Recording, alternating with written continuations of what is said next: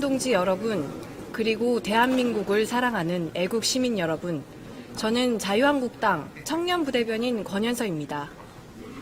여러분, 지금 경제는 폭망하고 외교는 불안하고 안보는 뚫렸습니다. 자유한국당 황교안 당대표님께서 농성 9일차를 맡고 계십니다. 지금 농성장에 계시는 이만희 의원님을 모시고 방송을 하려고 합니다. 이만희 의원님은 영천 청도 국회의원님이십니다. 이만희 의원님 인사 부탁드립니다. 네, 안녕하십니까. 이만희 의원입니다. 며칠 사이에 날씨가 부쩍 추워진 것 같습니다. 우리 사랑하는 당원 동지 여러분, 또 애국 시민 여러분, 하여튼 추운 날씨지만 건강 조심하시고 하여튼 건강한 겨울 보내시길 바라겠습니다.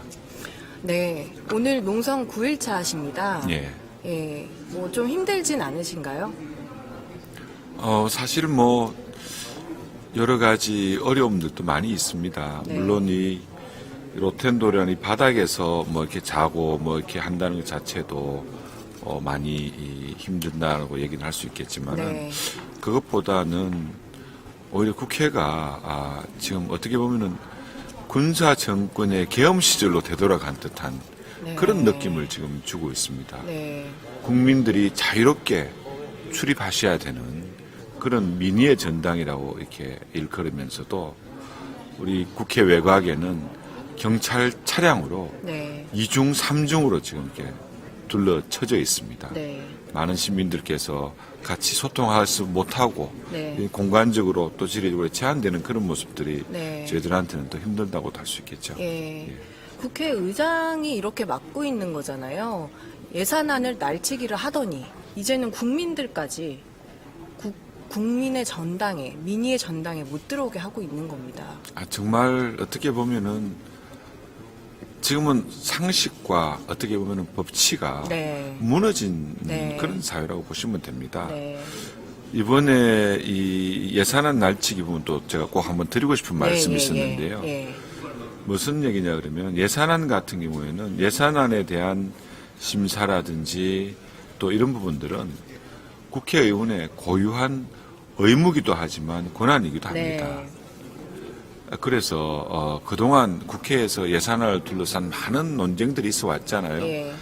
예산안이 만들어진 것에 대해서는 찬성할 수도 있고 반대할 수도 있고 네. 그렇지만 국회의원들의 예산안에 대한 심사권 자체를, 심의권 자체를 봉쇄한 이번 예산안 같은 경우는 불법적인 겁니다, 사실. 네.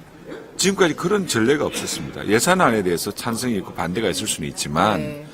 국회의원들의 100명이 넘는 국회의원들의 예산안에 대한 심의권 자체를 이렇게 박탈하고 이렇게 통과시키는 이런 주장을 하는 날치기는 정말 헌정사에 있을 수 없었던 네. 그런 전례고요. 만약에 이런 상황이 하나의 정상적인 관행으로 굳어진다 그러면 앞으로 예산안에 대한 심사는 국회의원 300명이 아니라 151명만 있으면은 네.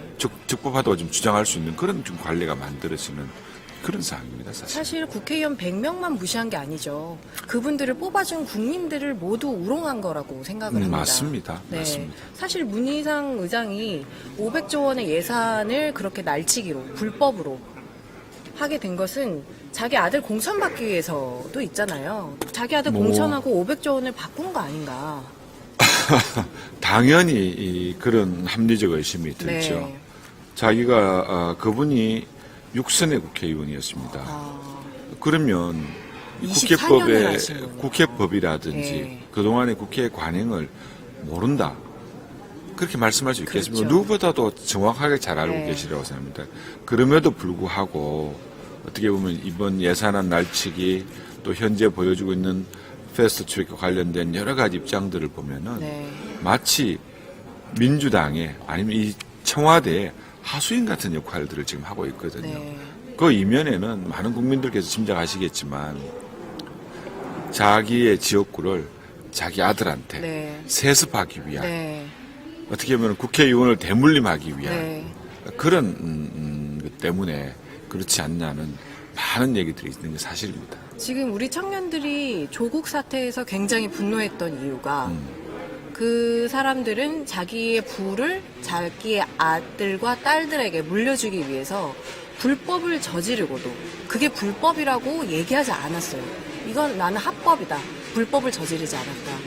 그러면은 우리는 부모가 잘못돼서 내가 이거밖에 못하나라는 생각을 할 수밖에 없었거든요, 청년들은. 그렇죠. 근데 국회의장 또한 우리 아들은 내가 국회의원이 되기 위해서 잘 성장시킨 사람이다. 문제 없다. 그러더라고요. 그러면 왜 불법 예산안 날치기를 했단 말입니다. 뭐 사실 그 케이스만 본다면은 네. 사실 뭐 조국 케이스랑 다를 게 없죠. 네. 조국은 그렇게 국민들한테 얘기를 하셨어요. 그 의학 논문의 제1저자로 올라간 부분에 그렇죠. 대해서 자기 딸 영어 잘한다. 그렇게 말씀하셔요. 네. 그런데 이번에 우리 문 의장께서는 자기 아들에 대해서 충분하게 경력도 쌓았고 네. 정치적인 그게 있다. 뭐 이런 네, 쪽으로 얘기했지 네, 않습니까? 네.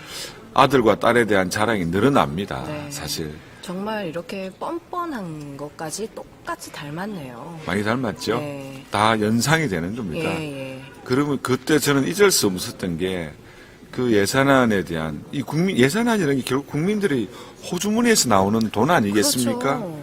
그 돈들이 어디에 서 있는지 또 어떻게 서 있는지 네. 얼마나 북한에다가 퍼주려고 하는 것인지 네. 아니면 얼마나 많은 돈들을 또 이렇게 정말로 요즘 말로 가성비 없이 네. 그렇게 쓰고자 하는 것에 대한 그런 내용조차도 안 알리면서 네. 날치기 하는 모습들이 얼굴에 만면에 웃음을 띠고 이렇게 내려다보면서 그렇게 통과시키셨어요. 네. 나중에 방송을 한번 보시면 아시겠지만 예.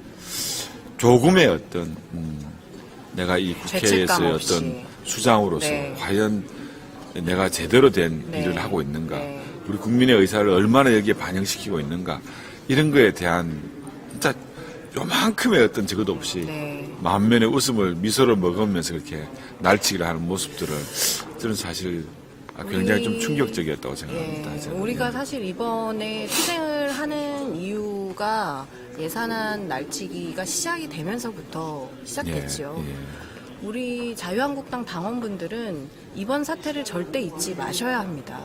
그래서 앞으로 무슨 일이 있을 때마다 문희상 의장 그리고 이렇게 이인영 원내대표, 이해찬 대표 뭐 할 때마다 우리가 이제 이 부분은 짚고 사과를 받고 넘어가야 된다고 생각을 합니다.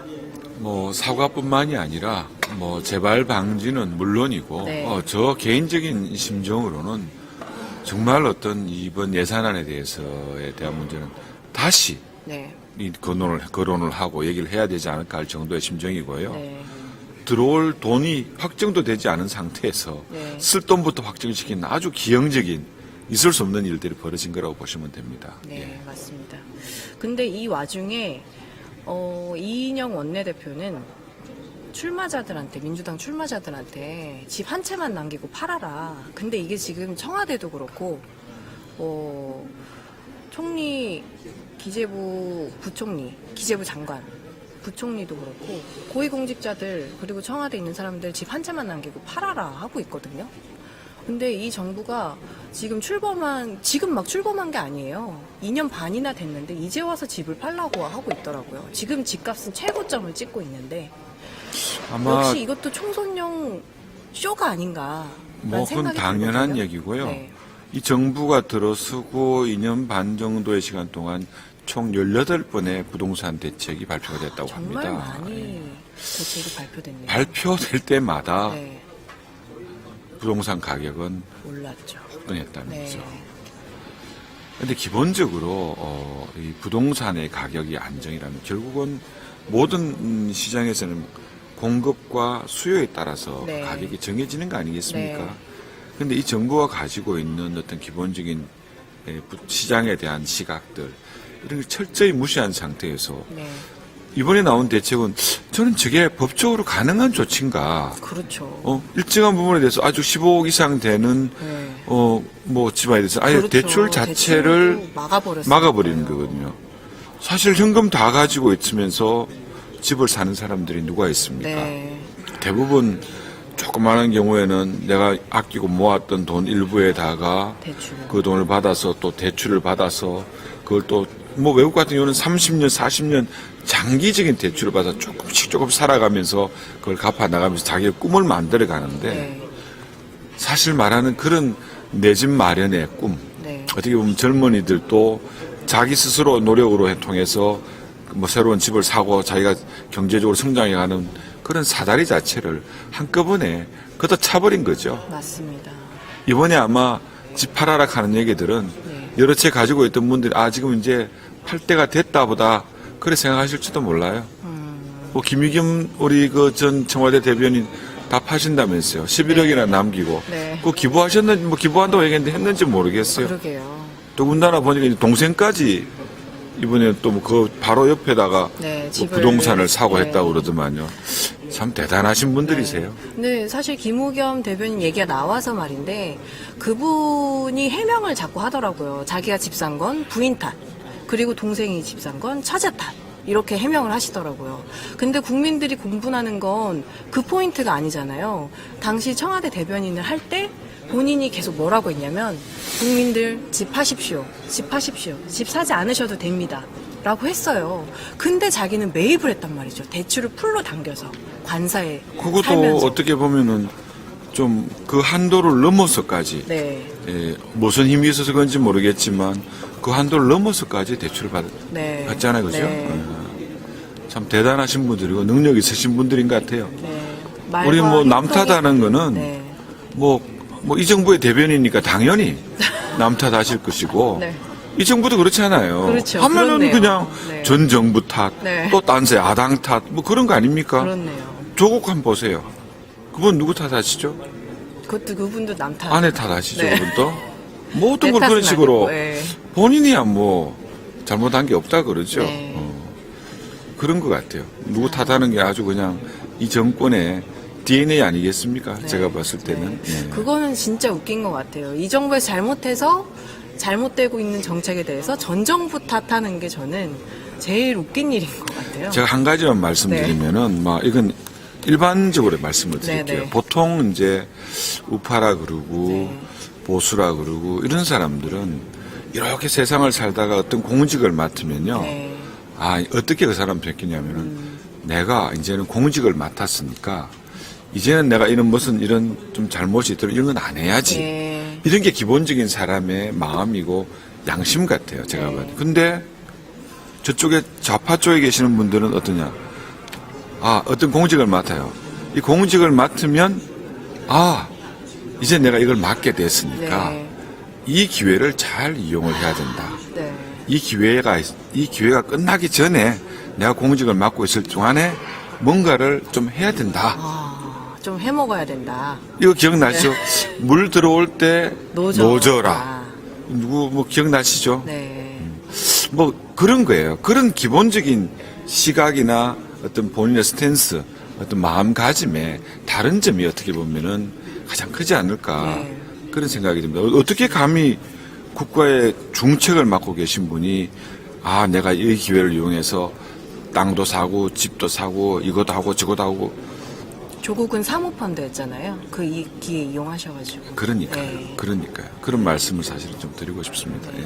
우리 청년들이 그래서 실망을 많이 했어요. 그러니까 특히 저쪽 좌파에 계신 분들이 항상 정의를 얘기하고 하셨던 분들이라서 기대를 많이 한 부분도 있거든요. 저분들은 깨끗할 것이다. 원칙을 지키실 것이다. 근데 오히려 정반대였습니다. 자기네들만 잘 맞습니다. 먹고 잘 살면 된다. 이런 분들이라서 저희가 실망을 많이 한 것 같습니다. 아마 이제 이번에 있었던 그 조국 사태라든지 네. 또 뭐 아마 더 많이 나오죠. 뭐 네. 유재순이 뭐 울산시장 관련된 선거 개입 사건이라든지 뭐 이상호 씨의 우리들 병원 대출 비리 사건이라든지 등등 보시면 말 그대로 좌파들의 정말 그 실체 네. 우리가 민낯이라고도 네. 하는데 그런 것이 생생히 보여주는 어떤 그런 사례들이 아닌가 생각을 합니다. 네, 예. 맞습니다. 지금 우리가 2대 악법에 대해서 얘기를 좀 해볼까 하는데요. 이것만 봐도 정말 민주당이 왜 우리가 이렇게 싸워야 하는가, 민주당을 왜 이겨야 하는가를 볼 수 있을 것 같아요. 민주당이 원래는 이 공수처법을 통과시키기 위해서 연동형 비례대표제를 약간 미끼처럼 군소 정당들한테 던졌는데 막상 이게 열어보니 자기네도 좀 힘들 것 같거든요. 의석이 많이 늘지 않고 오히려 꼬리가 머리를 흔드는 상황이 될 것 같으니 그냥 원한 대로 가자. 아니면 이거 아예 빼버리자. 여기까지 온 것 같아요. 의원님께서 한번 간단하게 설명을 좀 부탁드립니다.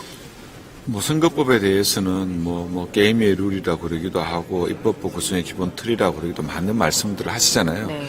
근데 이제 쉽게 얘기하면은 이런 겁니다. 이제 연동형이라는 것을 사실은 설명하기가 굉장히 복잡한데 쉽게 하면 연동형을 도입하게 되면은 결국 좌파 정당들의 과반수가 안정적으로 확보가 된다는 게 네. 가장 큰 이 사람들이 주장하는 내용들입니다.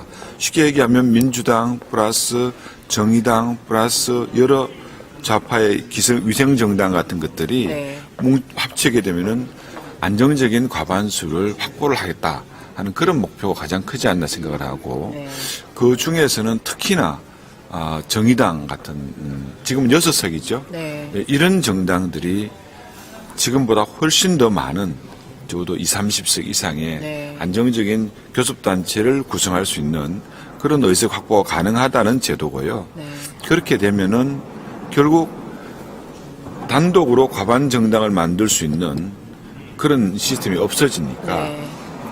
결국 이 국회 내에서의 캐스팅 보드, 그러니까 결정권을 정의당 같은 군소 정당들이 주게 된다는 거죠. 그러면 그 사람들의 주장에 맞는 법이 만들어지고 네. 그 사람들이 주장하는 정책이 세워지고 거기에 국가 예산이 투입될 수 있는 정말 상상하기도 힘든 큰 그런 문제가 발생하겠네요. 제도가 지금 만들어지고 네. 네. 이 민주당에서는 일단 그 말씀하신 그 공수처 그것도 결국 문재인 대통령의 소원이라 그러잖아요. 염원이라 그러지 않습니까? 그 본인의 자서전에 보면은 네. 그걸 달성하기 위한 하나의 미끼로 던져봤는데 지금에 와서는 이거 잘못하면은 우리 정당 민주당도 의석수가 줄어들 수도 있고 네. 적어도 본인 스스로 자기들 스스로는 국민들의 어떤 이 선거제도 하에서는 자기들 과반수 정당 확보가 어렵다고 예. 심지어는 제1당 되기도 어렵다는 그런 네. 얘기들이 나오니까 따져보는 거예요. 그래서 처음에 연동형 하자 했다가 또 연동형의 50% 준연동형을 하자 네. 했다가 지금은 캡을 씌워서 준연동형이라 그러죠. 뭐 이런 정말 국민도 모르는 네. 누구도 알 수 없는 너무 어렵습니다. 그런 시스템을 네. 선거법을 통해서 만들자 네. 하는 그런 것이고요. 저 개인적으로 생각하는 것은 선거라는 게 뭡니까? 결국은 자신들이 열심히 정치도 잘하고 정책도 잘하고 나라의 모든 일들을 잘해서 그 결과를 가지고 국민들한테 심판을 받고 맞습니다. 다시 정권을 재창출하는 네. 그런 시스템 네, 아니겠습니까? 맞습니다. 그런데 이거는 그것이 아니라 복잡한 제도를 통해서 자기들의 집권을 영구적으로 30년이든 40년이든 늘려나가자. 국민들의 의사와는 관계없이 국민들이 찍은 표가 어디로 가는지도 알 수 없이 그렇게 만들자는 것이 이 선거법 제도, 선거 바꾸고자 하는 연동형 선거법이니까 네. 이거는 어떻게 보면은 국민의 주권을 네. 직접적으로 정말 침해하는 그런 상황이라고 저는 생각을 합니다. 네, 심각한 일입니다. 이제 국민들이 자기가 표를 던지지만 그 표가 어떻게 국회의원을 뽑는데 이뤄지는지 모를 지경에까지 이를 수도 있다라는 게 참 대한민국이 어떻게 이 지경까지 오게 됐나라는 생각을 하게 만듭니다. 2대 악법 중에 하나 연동형 비례대표제에 대해서 설명을 해주셨고요. 예. 그리고 공수처법에 대해서 간략하게 설명 부탁드립니다. 뭐 이렇게 이제 사람들한테 이제 홍보를 하죠. 이제 민주당 이런 쪽에서는 네. 아니 힘 있고 권력 있는 놈들, 걔들 표현을 하면 있는 놈들이라고 해요. 놈들 잘못된 거 때려잡고 비리를 캐자는데 이게 뭐가 잘못된 거냐 네. 이렇게 이제 얘기를 합니다. 네. 사실은 공직자의 비리를 엄단하는 것 당연히 맞는 얘기죠. 네. 엄단해야 되고 그런 일이 있어서 안 된다는 겁니다. 그런데 지금 이 정부가 가지고 있는 행태를 한번 보십시오. 네. 쉽게 말하면 친문 무죄, 반문 유죄. 맞습니다. 정확하십니다. 기본적으로 네. 가지고 있는 이 공수처에 나타날 수 있는 우려는 뭐냐 그러면 본인들이 우리 편, 자기들 편에 대한 사람들의 비리는 덮고 네. 그 반대편, 정치적인 반대편 아니면 자기들의 생각과 다른 의사결정을 하는 공직자들에 대해서 그것을 억누르기 위한 네. 하나의 그런 그래서 수단인 이제 거죠. 네. 뭐 게슈타프라고도 네. 하기도 하고 불과 몇십 명의 대통령의 직속 그런 더군다나 수사권과 기소권을 모두 다 가지고 있는 거예요. 지금은 뇌물. 사실은 네. 검찰의 권력이 세다고 해서 기소권과 수사권을 나누자는 것이 이 검경수사권 조정의 핵심이거든요. 맞습니다. 이거는 이제 거꾸로 가는 거예요. 네. 그러니까 자기들의 어떤 자가당착적인 그런 면도 있는 것이고 네. 결국 이 공수처법은 결국 자기들이 어떻게 보면 보험용이라고도 볼 수 있는 거죠. 네. 오늘 정권 끝나도 감옥 가고 싶지 않으니까 만드는 건가요, 그러면? 본인들 잘못한 건 아시나 보죠. 네. 공수처법 꼭 막아야겠습니다. 네, 그리고 저희가 여기서 농성하는 이유 중에 문정권 게이트, 3대 게이트, 이거 밝혀내자라는 거거든요. 그 게이트에 보면은 뭐 유재수 감찰, 그리고 울산시장 선거농단, 우리들 병원 대출 농단, 뭐 이런 것들이 있어요. 이런 것들이 사실 공수처가 도입되고 나면 그분들은 다 이제 무죄로 덮어버릴 것들이잖아요. 수사 자체가 이루어지지 않겠죠. 수사 자체가 지금 이루어지지 검찰에서 수사하고 있는 것들을 네. 지금 현행 공수처법에 따라서 시행이 된다면은 그 사건 수사 중단하세요. 그리고 그 사건 우리한테 이첩하세요 하면은 이첩을 해야 되는 구조입니다. 그러면 이 공수처에 와서 이게 제대로 수사가 되겠습니까? 네. 안 하는 거죠. 그렇죠. 유재수 감찰 농단하고 참 비슷하네요. 청와대에서 유재수가 이제 뇌물을 수수한 혐의에 대해서 감찰을 당하고 있었는데 그거를 중단시켰잖아요. 청와대 특감반에서 유재수에 대한 비리 아니면 여러 가지 뇌물수수에 대한 정황이나 진술조차도 네. 받았다는 거 아니겠습니까? 포렌식도 하고. 네. 처음에는 좀 웃기는 것이 뭐냐 그러면은 조국이가 유재수를 잘 몰랐다는 거예요. 아, 예, 맞습니다. 그래서 특감반원들이 이 내용들을 보고를 하니까 조국이 철저히 조사하라, 감찰하라 이랬다는 거 아니겠습니까? 네. 하고 보니까 온 사방에서 그 우리 편이야. 친문이다. 네. 아니 너는 왜 그것도 모르냐. 우리 편과 다른 편은 구분도 못하냐는 쪽에 여러 가지 얘기를 했지. 그게 뭐 어쨌든 유재수 잘 봐줘라. 네. 아니면 좀 중단해라. 뭐 이런 얘기 아니겠습니까 사실? 그래서 급하게 네. 아 나 그거 몰랐네 덮은 거거든요. 그러고 난 다음에 유재수는 어떻게 됐습니까? 부산시 부시장. 아니 민주당의 정모위 수석 아, 전문위원으로도 예. 영전했다가 거기서 부산시 경제부시장 자리로 네. 또 영전하고 영전의 영전을 거듭하는 거예요. 네. 이게 과연 누구가 있어서 이게 과연 가능했겠는가? 네. 조국은 몰랐잖아요. 민정수석인 조국이 몰랐는데. 조국보다도 훨씬 네. 어느 기사에 뭐 언론 보도에 따르면은 대통령을 제인이형 네.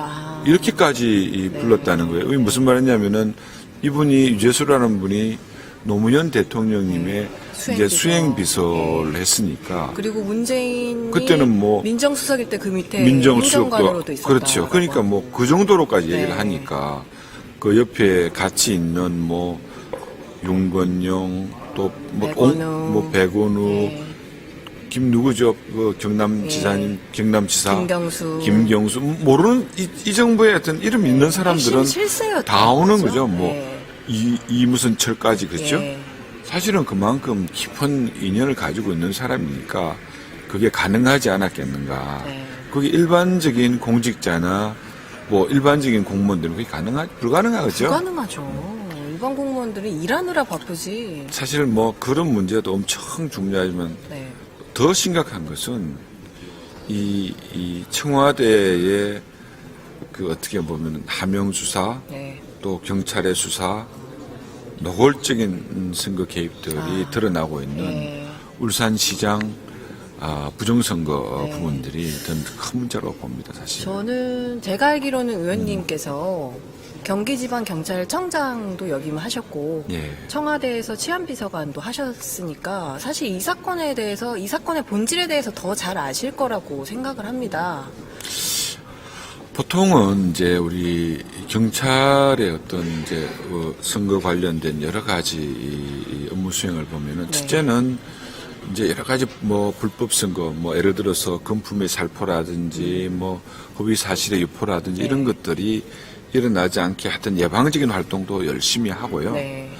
또 조금 어떤 제보라든지 어떤 사안들이 좀 어떤 그보다 그 전에 훨씬 전에 일어난 일 이런 것들은 기본적으로 선거가 진행되는 시기에는 조금 뭐 압수수색이라든지 소환이라든지 이런 강제 수사분들 좀 그렇죠. 자제를 합니다. 네, 그렇죠. 왜냐하면은 가능한 한 선거에 영향을 주지 않고 좀 평화롭고 공정하게 이루어지는 것을 네. 우선적으로 하기 때문에 네. 또 그런 사실들은 선거의 결과가 나오고 난 이후에 네. 충분히 수사할 수 있는 사항들이 그 기간 중에는 보통 그렇게 하는 것이 일반적인 만화의 관례 비슷한 그런 거였어요. 상식적이고. 네.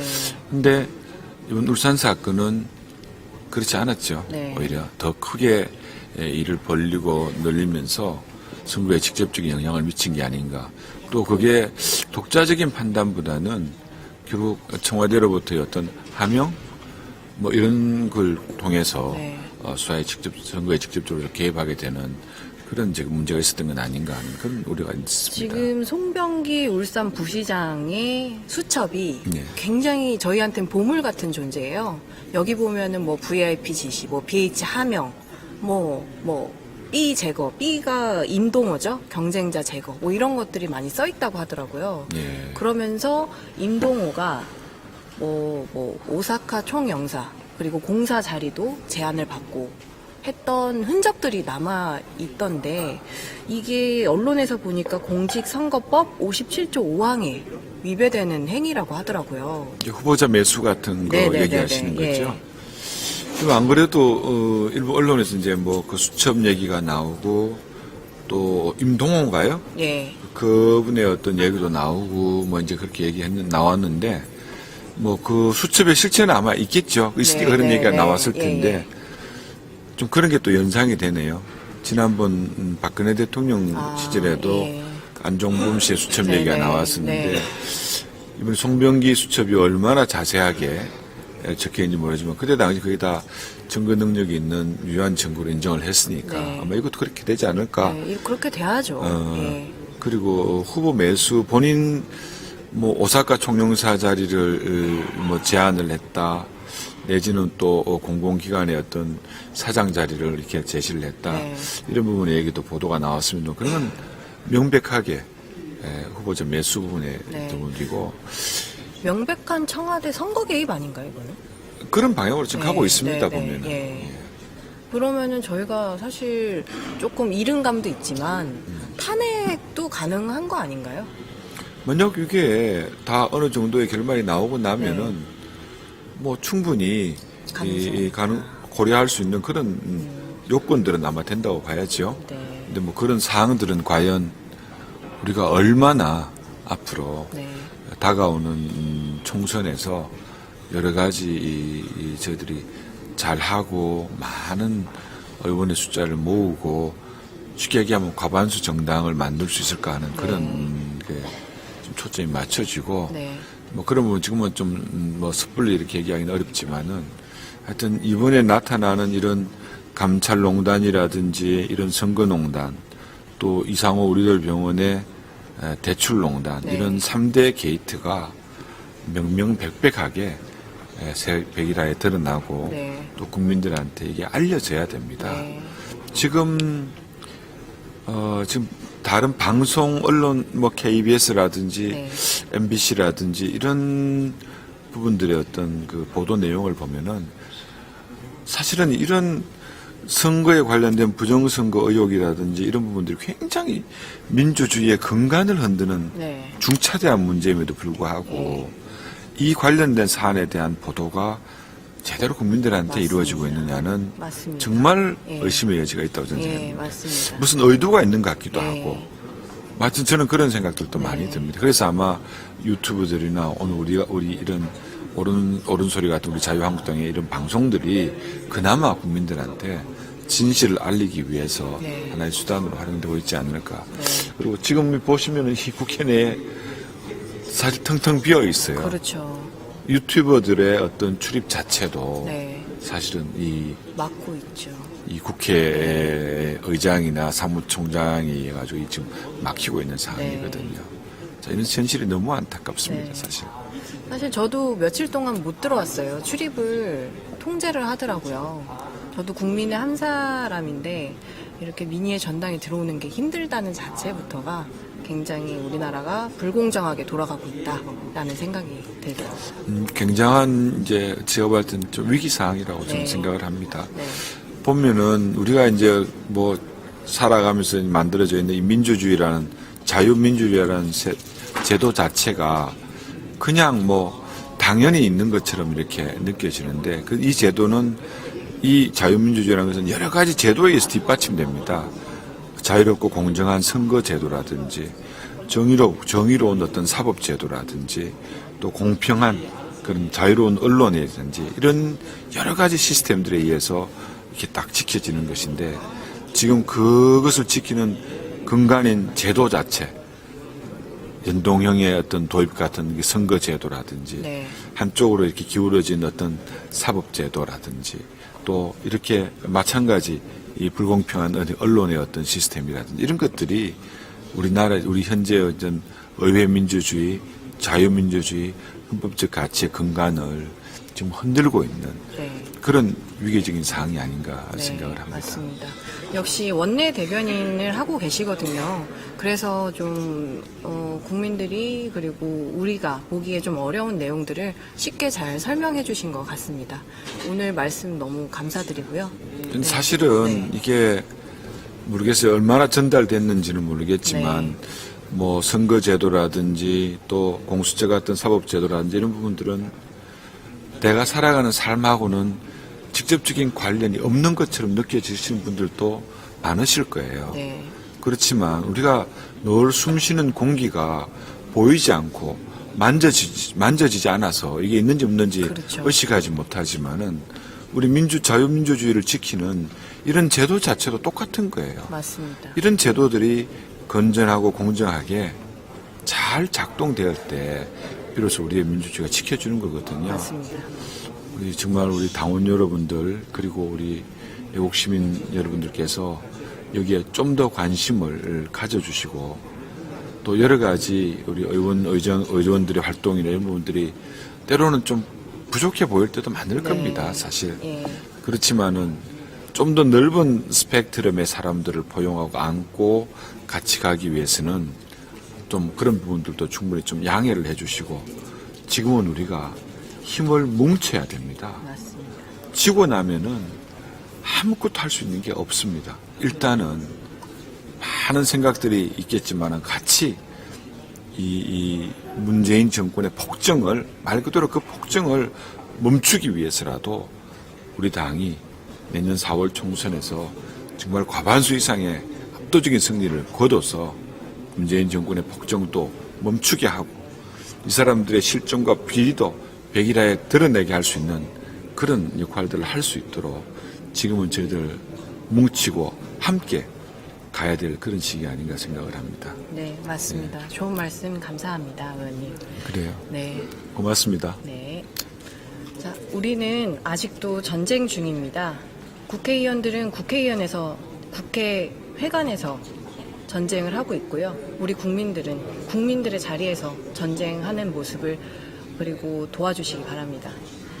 저희 자유한국당의 후원금도 부탁드리고요. 그 후원금이 다른 데 쓰이는 게 아니고 정책 개발에 쓰이고 있습니다. 많은 도움 부탁드리겠습니다. 아까 의원님 말씀하셨지만 언론이 기울어진 운동장입니다. 저희 옳은 소리 많이 시청하시고 주변 분들에게 많이 퍼날라 주셔서 우리의 소리가 더 퍼질 수 있도록 도와주셨으면 감사하겠습니다. 오늘 방송 마치겠습니다. 감사합니다. 감사합니다.